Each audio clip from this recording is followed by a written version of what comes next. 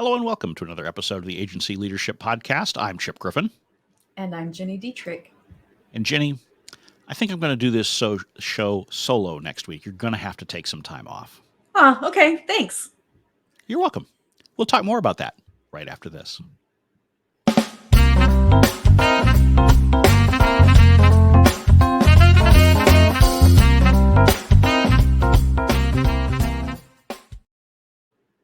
Sadly, I'm not actually giving you that time off. That was dang it. Well, my birthday's coming up. Can I have that day off? Sure. I mean, Thanks. Whenever you want a day off, you just send me an email and say, "Hey, we need to record a different day." So I don't know why that would suddenly change. Just try and get my birthday off. That's all I'm trying to do. Feel free to take your birthday. In fact, I don't even know if I have it on my calendar. I'll probably have to check that. But I assume that in the Spin Sucks community, there'll be plenty of people who will chime in and alert me if I'm not paying attention. Yeah, I'm sure. We're also supposed to record that day, so you'll know. Oh, good. Well, fantastic. I'll be keeping my eye out for that. Yes. I will not be singing Happy Birthday, though. Thankfully for our listeners. That's a bummer. Nobody wants to hear me do that. But okay. So what we are going to talk about, though, is time off. And particularly the last couple of years, there are a lot of employees and a lot of agencies who haven't taken much time off, in part because what the heck are they going to do with that time off? There's only so much you can do on a staycation. But the larger point remains, which is you give your employees a certain number of days to take off, or you give them unlimited PTO. And in the unlimited cases, in fact, we've talked about unlimited before, and this is one of the challenges, is that oftentimes people take less time off when they know it's unlimited. But so how do you make sure that your team is recharging their batteries sufficiently? Do you force them to take time off? Do you add incentives of some kind? How do you manage this in order to make sure that your team actually is getting the rest that they need? So this conversation actually came up in the Spin Sucks community. And the reason it came up is because there's an agency that's about 30 employees who's thinking about doing month-long sabbaticals for anybody who's there 5 years or longer, which I think is a great idea. She asked if anybody had any experience. And I said that we do it. And we've had probably over the years 7, maybe 8 people who have been with us 5 years or longer and do it. And we do it on their anniversary every year. Well, you can take it. You don't have to take it on your anniversary. But after 5 years, you can start taking a month off for a sabbatical. There are some things that we require that it involves professional development and all that too. But we do allow that. And I said in that comment that for the most part, it's worked out. There have been 2 times where I've had to force it and say, listen, take the time. Like, you've talked about wanting to do XYZ for your career and you haven't done it yet. This is the perfect opportunity. Take the month off. And in one case, the person was very grateful and we worked that so that, clients were taken care of and our team was taken care of.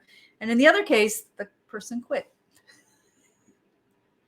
An interesting reaction to being asked to work less.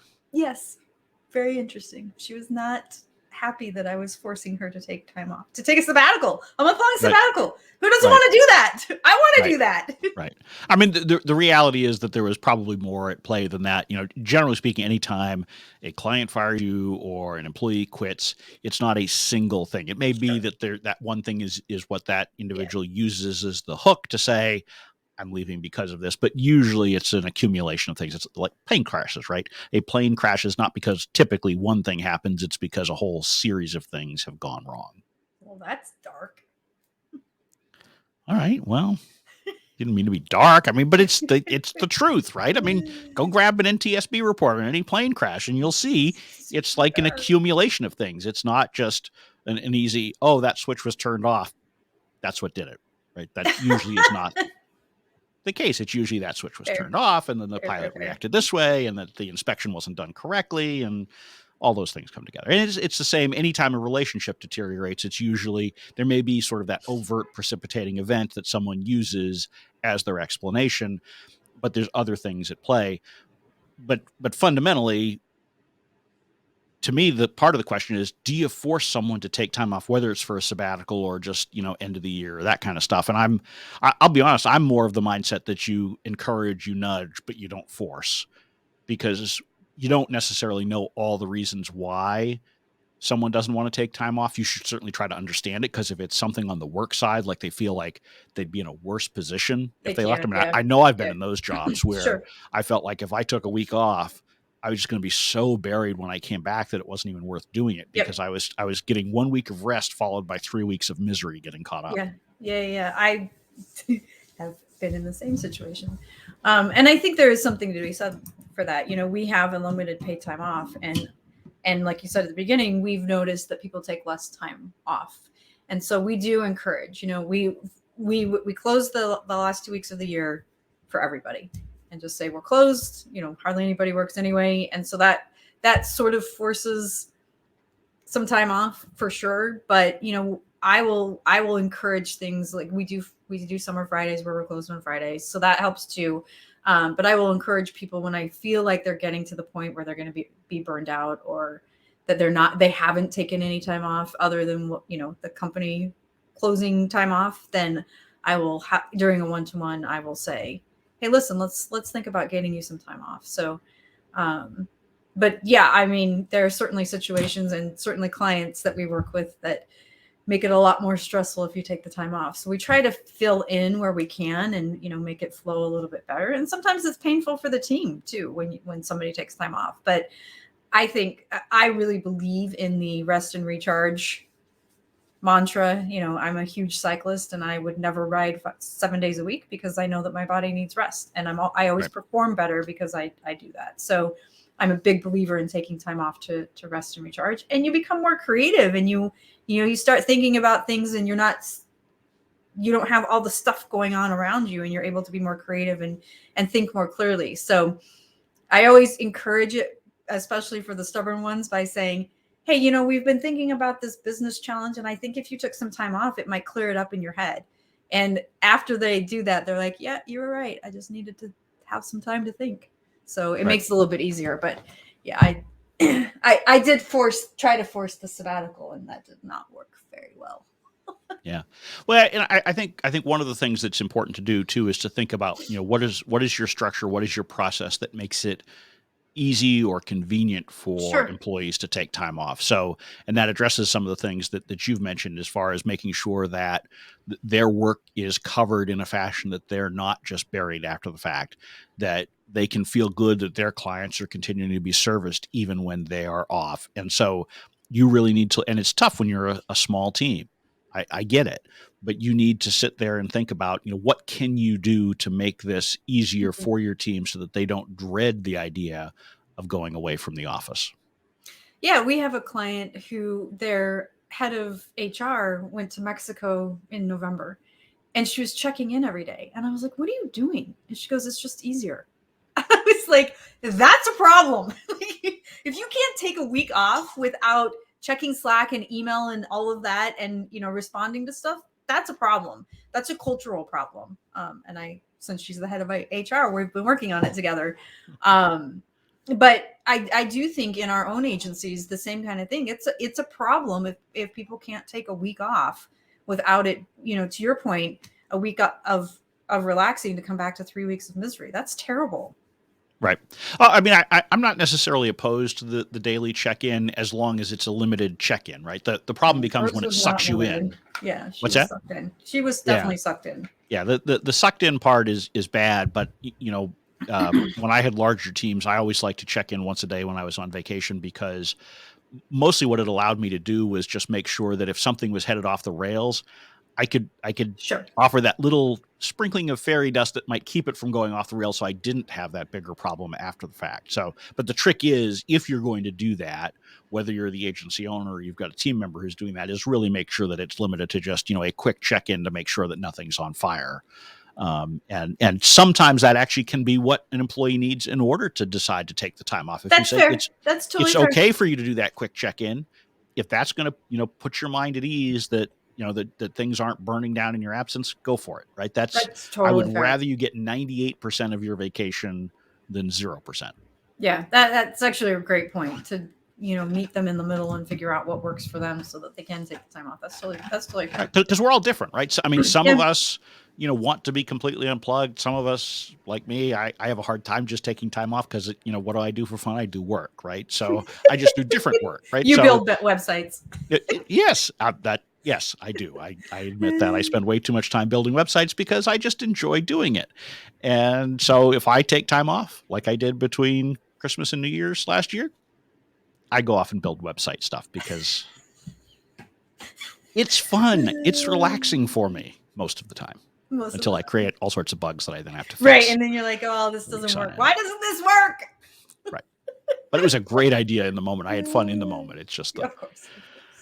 the after effects. But this is also one of those places where, and I know I'm beating a dead horse here, but the one-on-ones that you have with your team members, you will start to get to understand what makes them tick and what they need, when they need to take time off, how they best take time off, what processes need to be in place. So really take advantage of those one-on-ones to look at this, particularly now because so many people have put off vacations or avoided taking time off because they're like, I don't want to waste my time off to go, work in my garage because I'm not a car guy, right? Or, work in my garage. You know what? That's a really good point, because one of the things that I've been saying to my team for the last 2 years is maybe you don't take some time off, but maybe you have a change of scenery. So get in the car and drive to Nashville and stay in an Airbnb, or drive out to the mountains, or, whatever it happens to be, and have a change of scenery. So sometimes actually I kind of love it when you get on Zoom with them and you're like, where are you? And they're like, oh, I'm in San Diego. Right. That's awesome. And so awesome. What you may need to do is, in those cases, you may need to say, okay, look, you don't want to take time off. I get it. I'd love for you to have a change of scenery at least, and so maybe you then kick in $500 or $1,000 or something towards an Airbnb or, an RV rental or whatever it is, because people do have a lot more flexibility about where they're working these days if they're an agency employee. And so, maybe giving them that incentive for a change of scenery can help. And so to me, I would rather do that than straight up forcing them to take the time off. And again, if that's what's going to make them happy, just being in a different place, sitting at the beach, in the mountains, at the lake, go for it. And absolutely. Because we can literally work anywhere. Yeah. Totally. Yeah. And people like to go west because then it's only, 3:00 when the East Coast stops working and they've got all afternoon. They love it. Right. And I think this is also where it's important to always be prepared, right? So, I talked about processes. One of the things that I've always done is made sure that my employees have their equivalent of, and you're going to hate this too, because it's, it's also grim, but the hit by a bus document. And so, I think we've talked about this on the show before. Win the lottery. We like to say win the lottery. Yeah, I like hit by. In fact, I used to have an envelope in my desk that said hit by a bus. And it had all sorts of important information for the business in there. Now it's all electronic, but 20 some years ago, it was in an envelope in my desk that someone knew was there, and they could go get all the passwords they needed and all the, the super secret information they needed to keep the business carrying on. And so you need to make sure that your team members have this information, because while we're in the process of talking about someone taking planned time off, sometimes people need to take unplanned time off. Sure. Yeah. And so in those cases, you want to make sure that you're covered there, because if you're covered for the voluntary time off, you're probably covered for the involuntary time off too, and vice versa. Right. So this is a mutual beneficial process. And the more that you put these kinds of things in place, the smoother it is when things come up, and the easier it is for the employee to say, I can take time off. It's not going to be the end of the world. And by the way, you need to do this for your own role too, because we can talk about encouraging employees to take time off and recharge their batteries. The owners need to find some way to do that as well. And owners are the worst at it. Oh, for sure. 100%. Yeah. I mean, we have another client that they do 1 day a week of no meetings. And I was in their leadership meeting a couple of weeks ago, and one of the VPs was like, well, I can't have a no meeting day. People keep putting things on my calendar. And he's like, yeah, you're in the CEO was like, yeah, you're in leadership. You don't get time off. Like, oh, okay. Sure. Great. Actually, I had the stamina when I was in my 20s. I don't have the stamina anymore. Right. Well, and I know there's just some research out on no meeting days and how, a limited number of them can improve productivity. The problem is there are some roles where a no meeting day doesn't make sense. Right. Right. I mean, like to me, a no meeting day for a CEO, for example, makes no sense because CEOs generally are not doing the kind of deep work that they can spend 8 hours just Right. not They're not meeting with programming people. or yeah. Right. I mean, Yeah. that's they generally speaking have, and I'm not talking about in a 5-person team, but in a large organization, you have people who are doing all of that work. You're reviewing it, you're approving it, you're meeting with them to discuss it. So yes, limit the number of meetings, but we'll have a whole nother episode, I guess. We talked recently about internal team meetings, I guess, on a recent episode, but yeah. So I don't want to go too far down that rabbit hole again. I get all agitated again. You do. It's kind of funny. I know the buttons to push. Yes. So anyway, take time off. Encourage your team to take time off. Maybe don't force them to do it because then you feel guilty when they quit. Yeah. I mean, I think she was feeling a lot of pressure in general, and then that was definitely the straw that broke the camel's back. Right. And but look, I learned a lesson. Okay. Well, hopefully listeners have learned a lesson as well and have gotten some good insights from us. And unfortunately, Jenny, you will be back next week. So I will. That offer of time off has been rescinded. Well, thanks. But I am going to take my birthday off. Okay. Just send me a calendar update.